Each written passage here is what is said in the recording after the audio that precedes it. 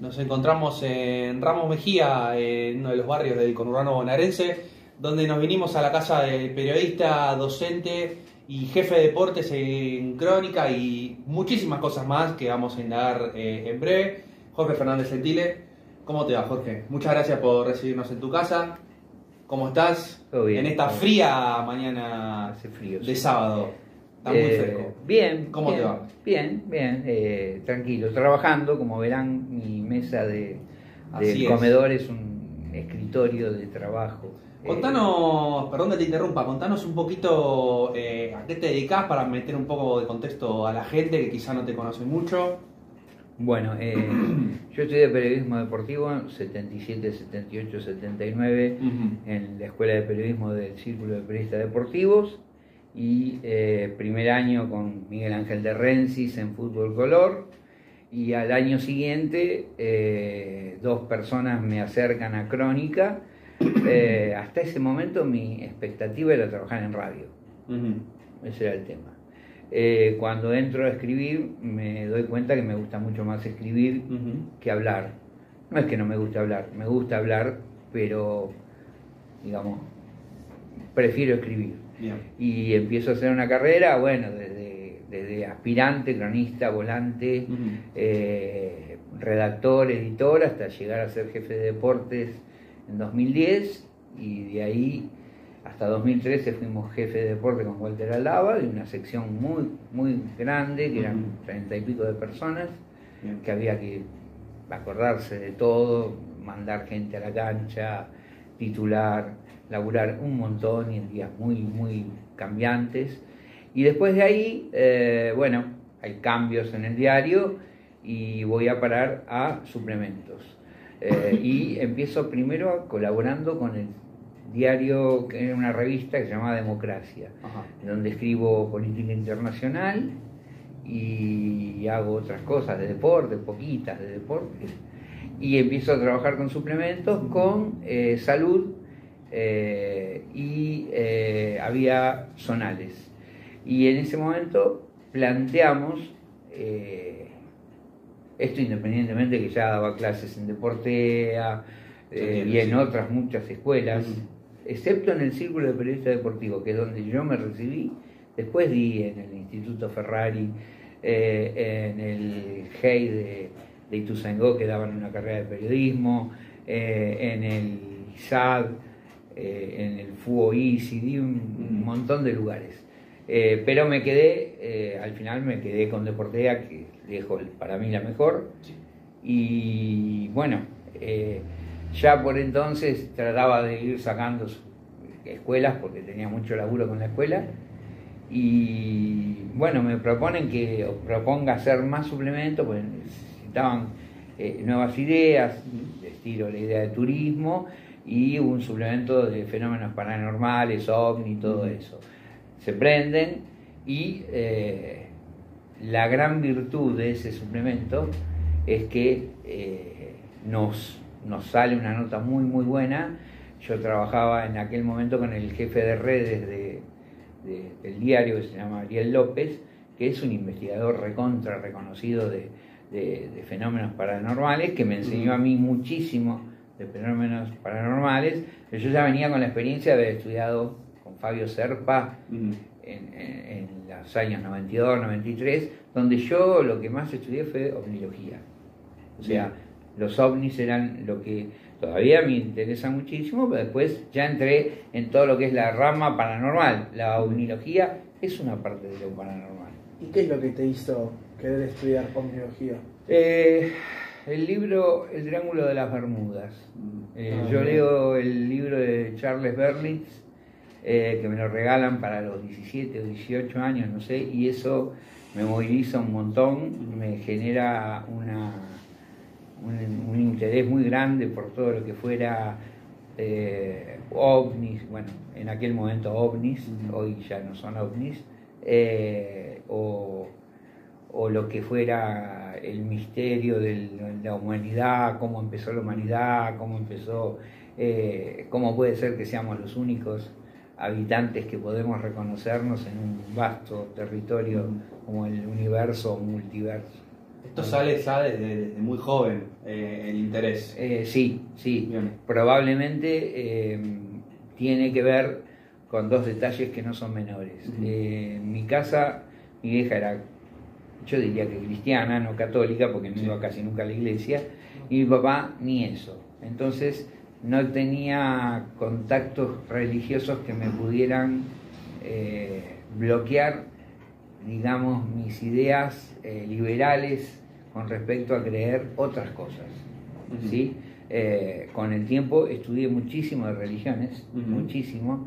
Conozco mucho de religión católica, judía, musulmana, hinduista, todo lo que es las religiones de China, y empiezan a verse coincidencias, cuestiones de los monoteístas no piensan igual que los que tienen más de un Dios, pero todos los que tienen más de un Dios siempre tienen en realidad un Dios que es el principal, con lo cual comienza a considerarse que si vos hablás como Dios, como único creador del universo, vamos a ponerle, vamos a suponer que sí, todos me cuentan lo mismo de diferente forma. Y cuando me cuentan todo de diferente forma, empiezo a ver que hay coincidencias muy notorias. No las veo yo solo, las ven von Däniken, las ven Jacques Vallée, las ven un montón de tipos, el mismo doctor Las Heras. Muchos investigadores van viendo de qué casualidad todos los mesías o todos los personajes que son clave en la historia de una religión, ya sea Buda, ya sea Jesús, ya sea qué sé yo, el profeta de los musulmanes, Mahoma, no, Alá es el Dios, Mahoma o el mismo Moisés, todos pasan por Egipto. Egipto tiene probablemente una de las civilizaciones más viejas, no la más vieja de todas, pero sí la más vieja.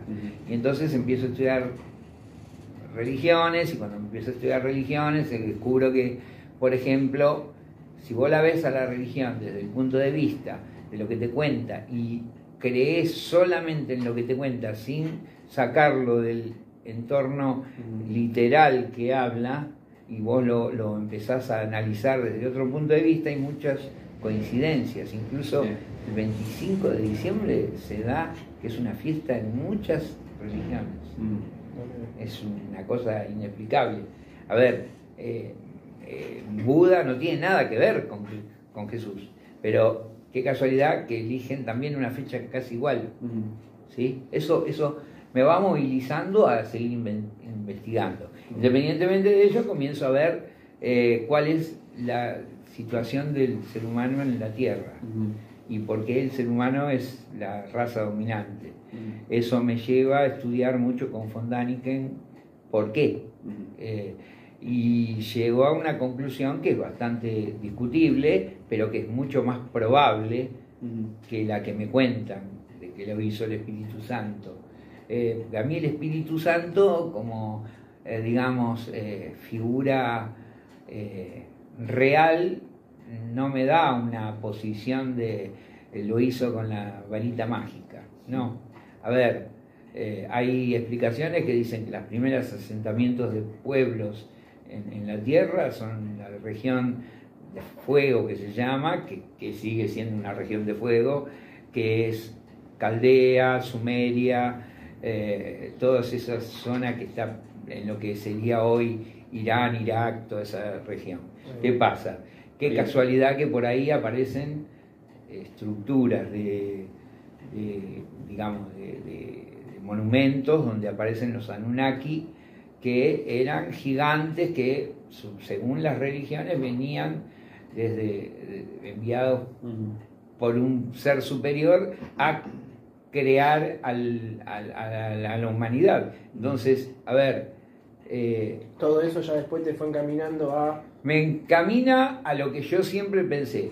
Jesús, para mí, fue un ser extraterrestre, como lo debió ser seguramente qué sé yo, Moisés, que los hacía caminar por el agua.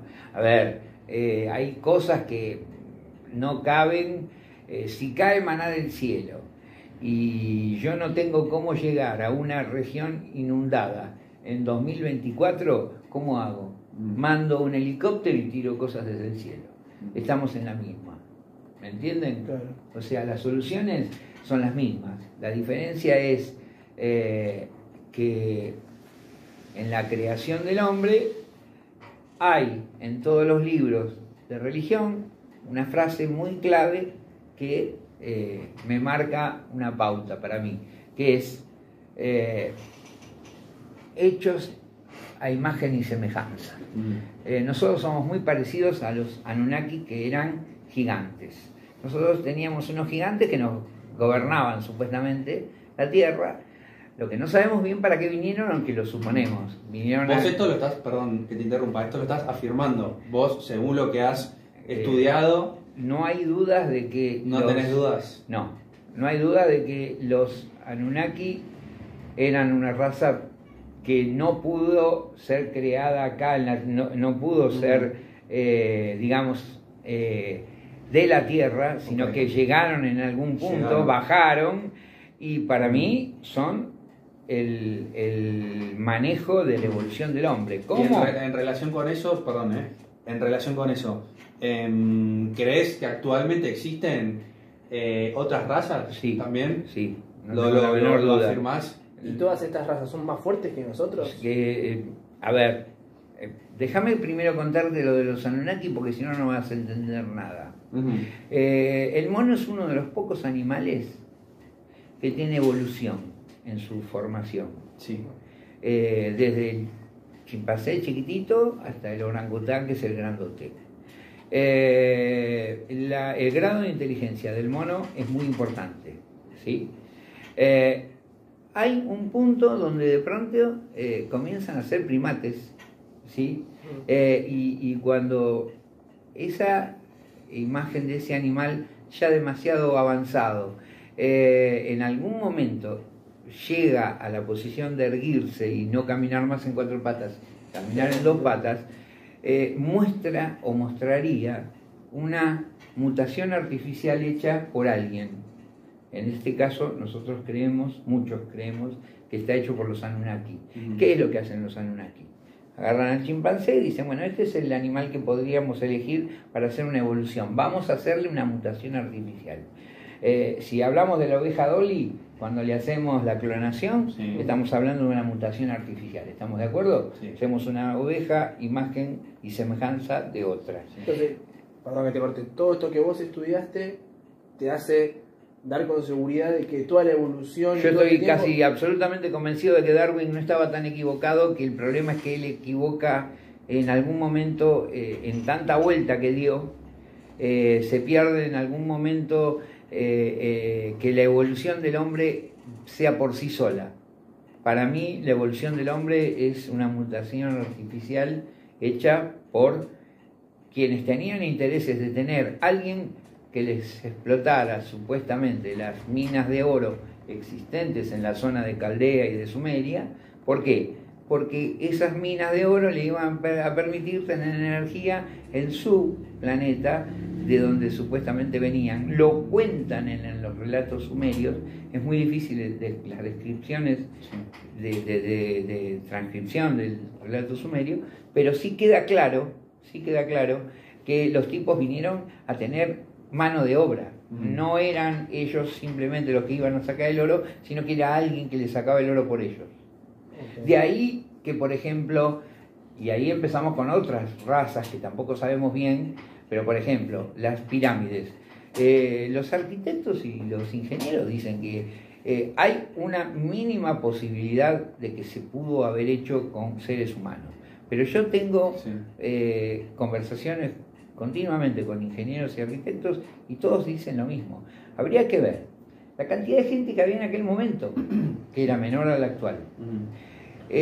Buscar una cantera, llevar de esa cantera hasta donde pusieron las pirámides. Recordemos que son piedras muy pesadas. Sí, pero yo estuve en Teotihuacán, en el Valle de los Dioses, donde está la pirámide de la Luna, la pirámide del Sol, y el grado de perfección que tiene eso, como para poder hablar de una civilización que haya hecho eso sin ayuda tecnológica, es prácticamente imposible. Sí. ¿Y no pudieron haber sido los Anunnaki con esto de...? Pueden haber sido los Anunnaki artificial, o pudieron haber sido otros. Yo creo que los Anunnaki vinieron hace muchísimo tiempo, podemos hablar 20.000 millones de años atrás. Hay un montón de cuestiones que nos hacen ver la evolución del hombre como algo confuso. Te voy a dar un ejemplo concreto, y mientras tanto el reloj marca una hora que no es.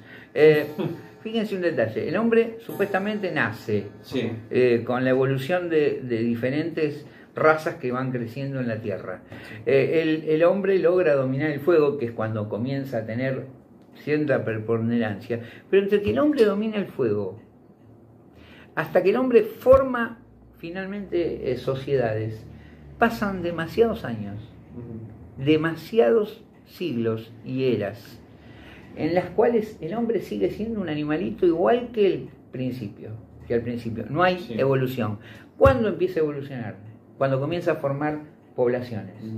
¿Cuándo empieza a formar poblaciones? Cuando aparecen los dibujos tallados en los dibujos, con los trabajos tallados en la piedra. Y a partir de eso la escritura. Y después comienza a haber una evolución muy rápida, para muchos lenta, pero para muchos rápida, porque si nosotros tomamos... ¿Vos crees que es una evolución muy rápida? Sí, ponele 7.000 años antes de Cristo, que ya navegaran en barcos desde Japón a Perú y se contactaran las partes con barcos de madera hechos con navíos muy endebles, es porque indudablemente alguien les había dado la fórmula. A ver, todo esto que vos dijiste antes del paso de evolución que vos decís que fue en poco tiempo, todo es bajo lo artificial. No lo artificial, sino con la participación de terceros. ¿Sí? La evolución sola del hombre sería la misma de la de los gatos, de los perros, de cualquier animal, que no vemos que evolucionen más de lo que ya evolucionaron. A ver, sabemos que los delfines son más inteligentes que los perros y que los gatos, pero están en el agua y nos cuesta entenderles qué es lo que quieren decir, aunque muchas veces los vemos que son inteligentes. Eso por un lado. Pero por el otro, hay un punto de quiebre que es cuando el hombre empieza a crecer y a generar sociedades. ¿Sí? Bueno, después hay otro punto de quiebre que es cuando aparecen las religiones. Las religiones comienzan a marcar pautas. Ahora, las religiones tienen un montón de coincidencias. Es como si me contaran la misma historia en diferentes momentos. Y todo esto podría ser una manera de, con distintos títulos, manejar a la misma cantidad de gente. Sí, pero también puede ser que, por una cuestión de ley del universo, que no lo sé, no lo puedo garantizar, que haya eso de la elevación. Ustedes fíjense, ¿a quién conocemos nosotros como primero de los personajes que se eleva hacia el cielo? Jesús. A Jesús. Es Jesús. Pero Jesús vuelve claro. Y se raja y desaparece. Claro. O lo bajaron los seguidores, o no era la persona que dicen que era un ser extraterrestre puesto a hacer campaña y ir formando una nueva sociedad. Ahora, después aparecen las religiones. En todas las religiones aparecen personajes así, que son inteligentes.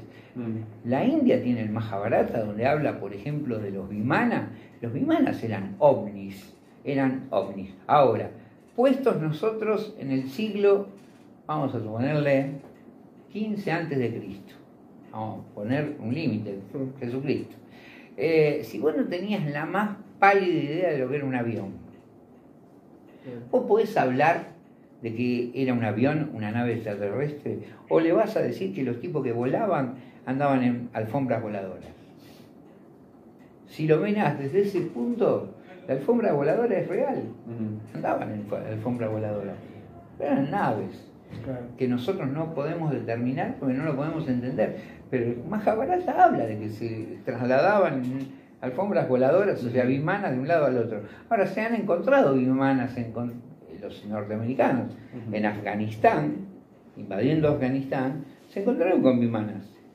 Lo que pasa es que te lo guardan y lo esconden. ¿Y por qué todo esto que vos contás con esto de la tecnología, que todo se sabe? Porque el hombre tiene evoluciones temporarias. Por ejemplo, yo dudo mucho, por ejemplo, que Leonardo da Vinci haya sido un ser humano normal, que Nikola Tesla haya sido un... Son todos estos personajes que decís vos que son de arriba vienen...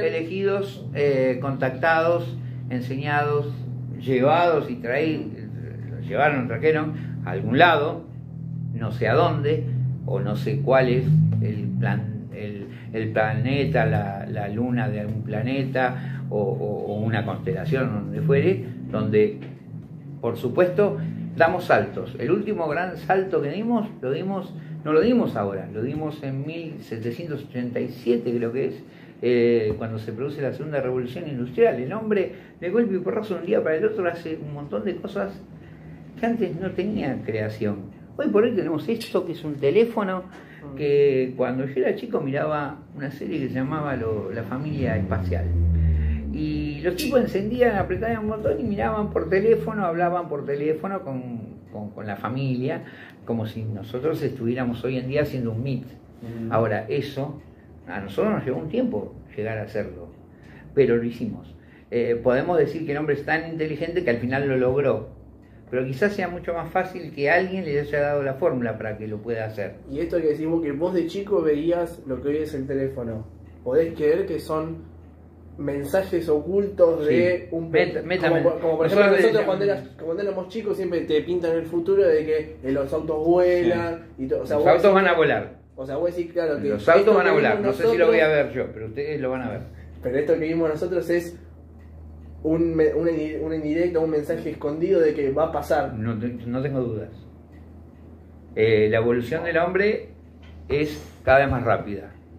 Ahora, estamos en la etapa espacial de nuestra vida. Sí. El hombre, desde 1950, cuando termina la Segunda Guerra Mundial, los alemanes normales que heredaban de los nazis, y los yanquis y los rusos, se sentaron en algún momento a hablar. Entonces los alemanes creo que fueron los que se animaron a preguntar, ¿qué son esas cosas redondas que vimos en el cielo? Y entonces los otros le preguntaron, ¿pero cómo? ¿No son ustedes los que tenían esas naves? Y los rusos dijeron, nosotros creíamos que eran ustedes dos los que tenían eso. Claro, se señalaban entre ellos. Ninguno podía saber que había como una vigilancia.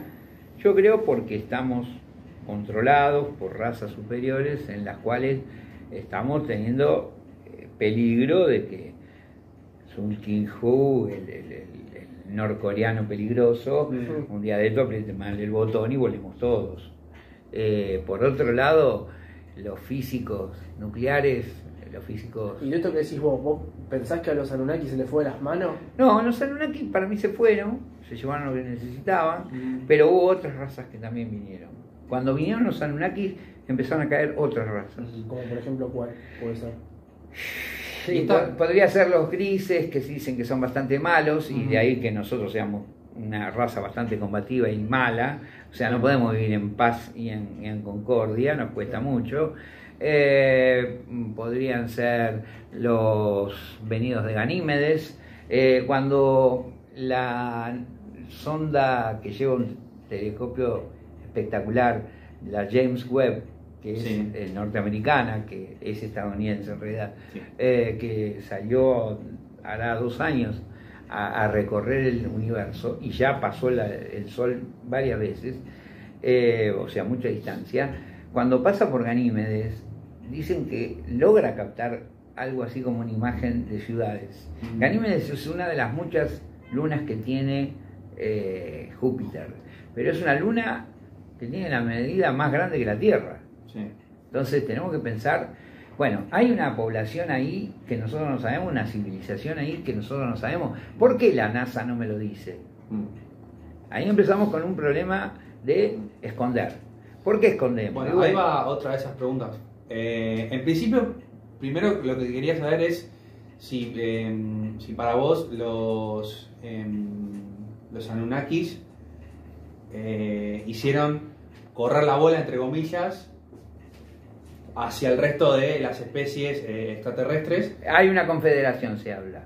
Y ellos serían parte de esa confederación. Y por otro lado... lo que pasa es que ellos dicen que van a volver. Y todavía no han vuelto, porque se supone que es una Muna, que es un planeta errante, que hace una órbita muy especial dentro del sistema solar, que no está siempre en el mismo lugar, sino que se va moviendo, que tarda mucho tiempo en hacer la órbita y que podrían estar viviendo ahí, o ya no. ¿Esa confederación no tiene ningún representante de la Tierra? No, yo creo que no.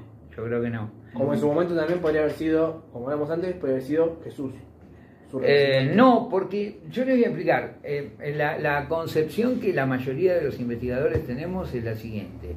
Tanto Rusia como China, como en Estados Unidos, como en la Unión Europea, como Japón, es probable que tengan contactos con seres extraterrestres. El problema es que ya se comprobó en 3 o 4 intentos que cuando hablamos de una invasión o de una... vamos a suponer lo siguiente.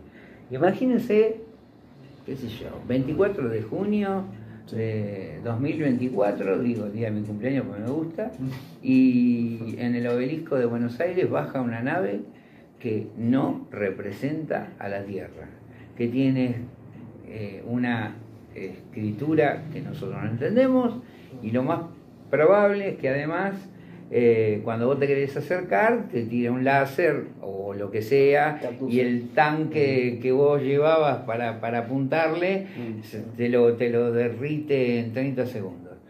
¿Qué te pasaría? Te generaría un montón de miedo, un espanto generalizado. Pasó cuando Orson Welles por radio dice que hay una invasión extraterrestre, hubo un montón de suicidios. Puede parecer muy lejano, 1925, 30.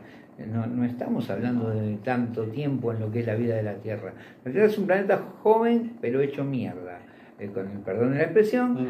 Y Hawking, ¿se acuerdan? Claro, Stephen Hawking, uno de los físicos más importantes, más inteligentes de los últimos años. ¿Es un enviado? Perdón que te corto. No creo. Lo que sí tengo el absoluto convencimiento que cuando él decía nos tenemos que ir de la Tierra, a más tardar prepararnos para que en 2030 tengamos que irnos de la Tierra, es porque está viendo el riesgo de que la hagamos volar a la Tierra. Y acá empieza a surgir otra cuestión que también es probable, que nosotros seamos marcianos realmente y no terrestres. Claro, que marcianos seríamos si hubiésemos creado nuestra raza en Marte y huimos de Marte y caímos acá. También podría pasar, y esta también es muy fuerte, que vengamos del futuro para ver cómo venimos, pero que hayamos salido de acá, o no.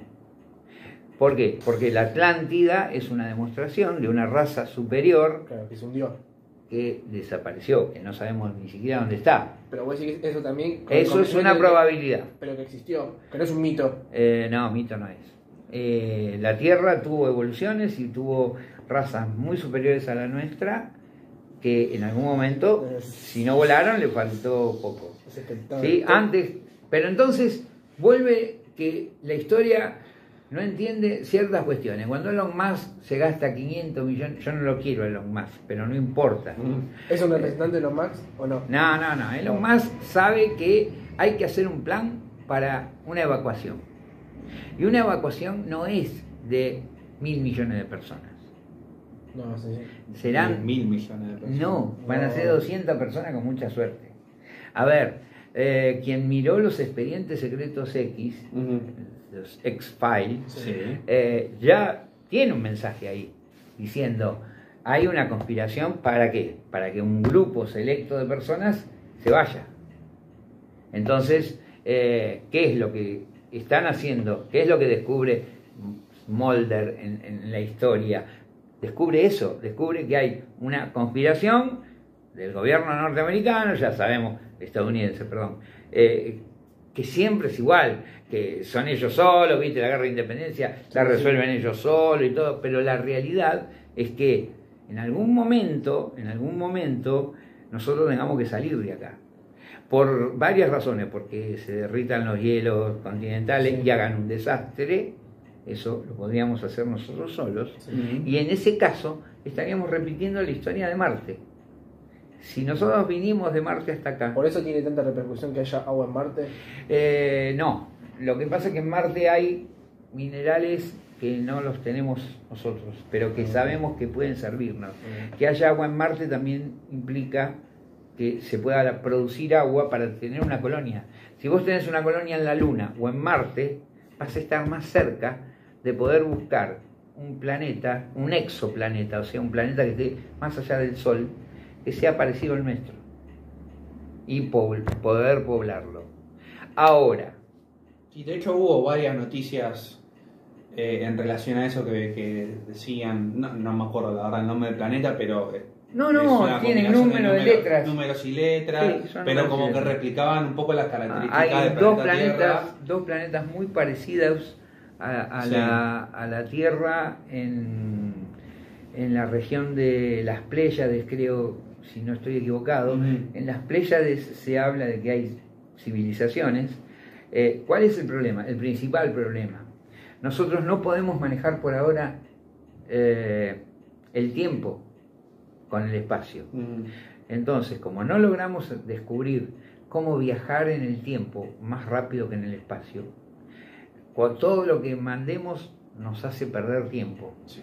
Entonces, ¿qué pasa? ¿Nosotros podríamos viajar 28 años luz? Sí. Cuando vuelva esa nave de 28 años luz hasta acá, si no conseguimos viajar rápido, cuando vuelva, mi tataranieto los va a atender. A los tipos que vengan, que van a venir supuestamente como los de Viaje a las Estrellas, ¿viste? Que están perdidos dando vuelta en el espacio, que es un riesgo, que es una posibilidad, pero que es un riesgo. Entonces vos tenés que encontrar la manera en que podés viajar, que la deben tener los seres extraterrestres, de viajar más en el tiempo que en el espacio. Si vos lográs viajar en el tiempo, agujero de gusano de por medio, aparentemente es la fórmula, meterse en un agujero de gusano y salir como 10 años. Sí, Interestelar se habla mucho de eso. 10 años luz para adelante y encontrárselo a 6 meses. Estamos en un rango de tiempo donde la gente que vaya pudiera llegar a volver. Ahora, para vos poder hacer eso tenés que esperar una nueva evolución del hombre que por ahora no la tiene. El hombre logró salir a viajar. Manda sondas, aprendió a viajar sin tripulación. Eso es mejor todavía. Sí. Ahora, si vos vas a armar una base, en Estados Unidos se habla de la base en la Luna. La Luna es relativamente Ramos Mejía con Mataderos, no estamos hablando de que es Ramos Mejía con Córdoba. La distancia es menor. Ahora, tenés algunos planetas más cercanos. Eso te podría permitir comenzar a hacer una red de civilizaciones. Ahora, vos pensá esto. Vos armás una colonia en la Luna.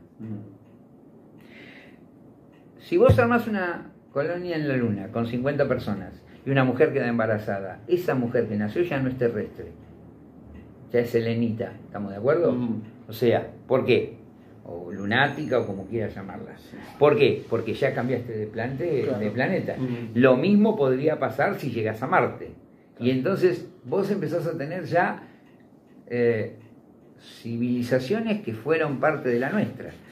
Eso es un tema. El otro, si los hicieron volar Atlántida, lograron salir antes, lograron conformarse en algún lado, encontraron un planeta y se establecieron. ¿Pueden venir a vernos?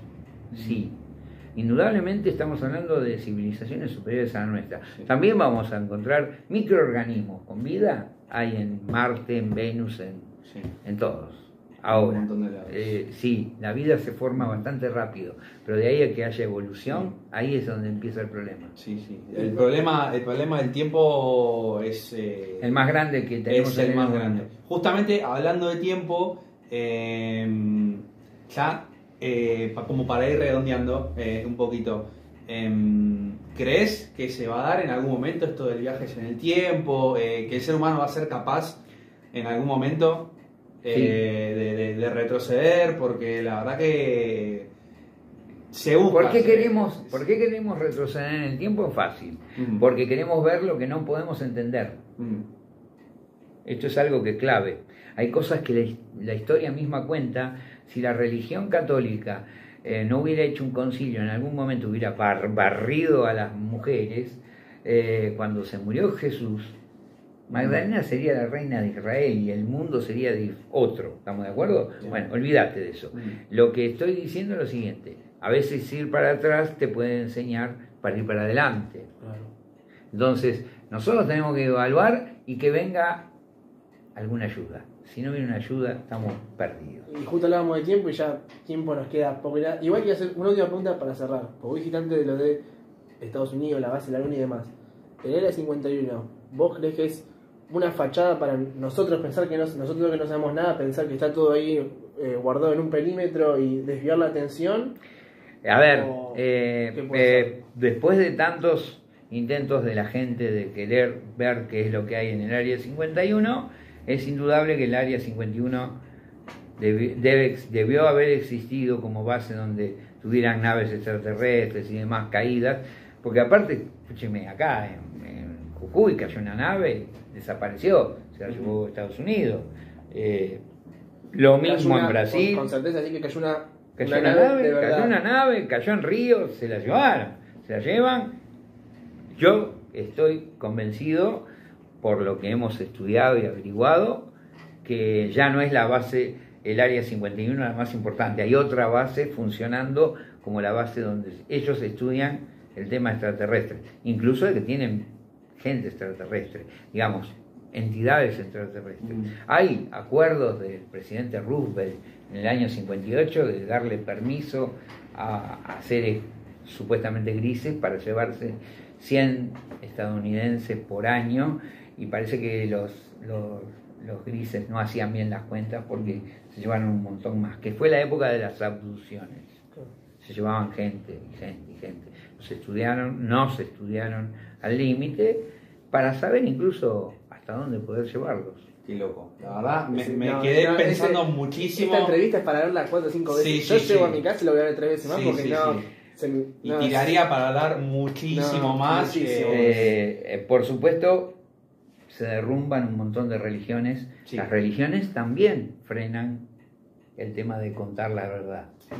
Si vos, imagínate, baja un ovni y dice, no, Jesús era nuestro.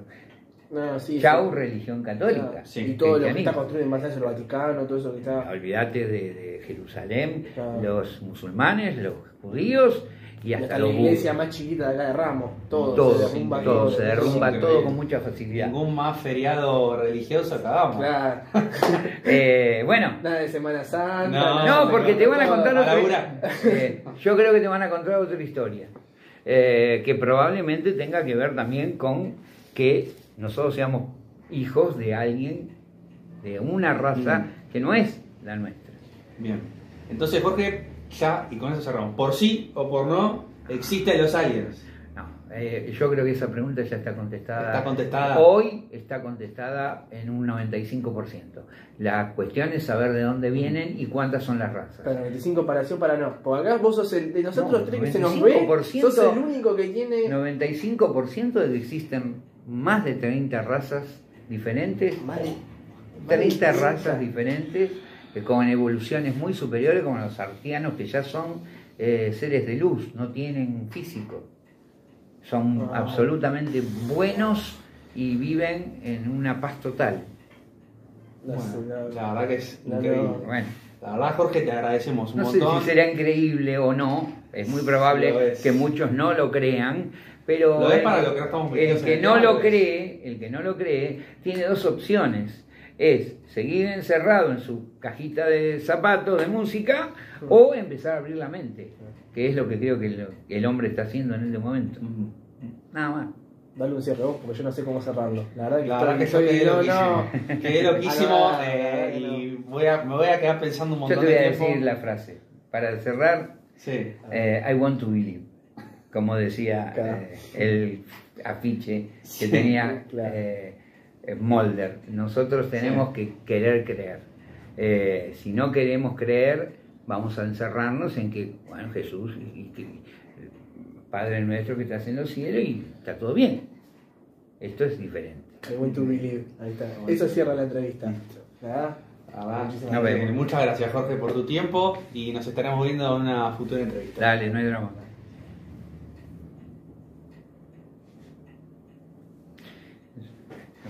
No, es increíble.